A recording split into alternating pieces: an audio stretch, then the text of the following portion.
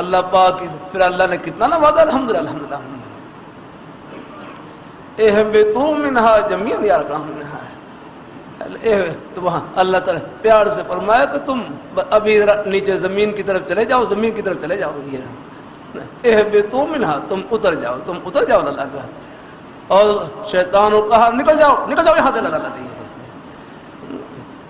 نافرمان کو نکالنے کا انداز اور یاد رکھنا ہوں، اور اپنے نیک برگزیدہ پیغمبر ان کو بھیجنے کا انداز کتنا پیارا ہے. الحمدللہ اہبطوا، تم چلے جاؤ یا اللہ یہاں.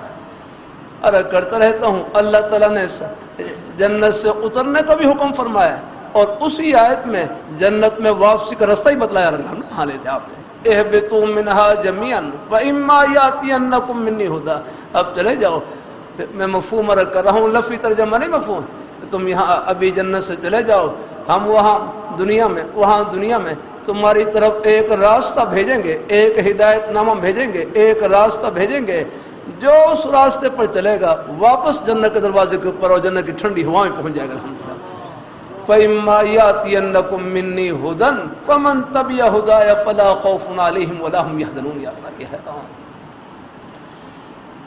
اللہ تعالیٰ اپنی مہربانی فرمائے. اللہ تعالیٰ اپنی بارگاہ مقبول قُلْنَا اهْبِطُوا مِنْهَا جَمِيعًا، یہ اترنے کا حکم. اور فَإِمَّا يَأْتِيَنَّكُم مِّنِّي هُدًى، اسی آیت کے درمیان میں جنت کا راستہ بتلایا جا رہا ہے.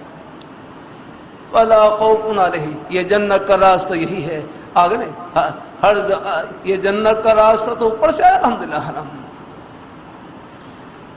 اللہ تعالیٰ اپنی مہربانی فرمائے. پھر اس راستے کی یاد دہانی کے لیے پھر اللہ تعالیٰ ہر زمانے میں اللہ تعالیٰ اپنے نیک پیغمبروں کو، انبیاء کرام علیہم الصلوۃ والسلام کو مبعوث فرماتے رہے. اللہ پاک کے پیارے حبیب صلی اللہ علیہ وآلہ وسلم آپ کی آمد کے بعد اب اللہ تعالیٰ نے جنت کی ٹھنڈی ہوا میں پہنچانے کا راستہ وہ آپ کے مبارک قدموں میں چھپا رکھا ہے. بس الحمدللہ اب یہ ہے. اب آپ کی ختم نبوت کے صدقے میں وہ راستہ قیامت تک حضور کے مبارک قدموں میں ہے. الحمدللہ. ہاں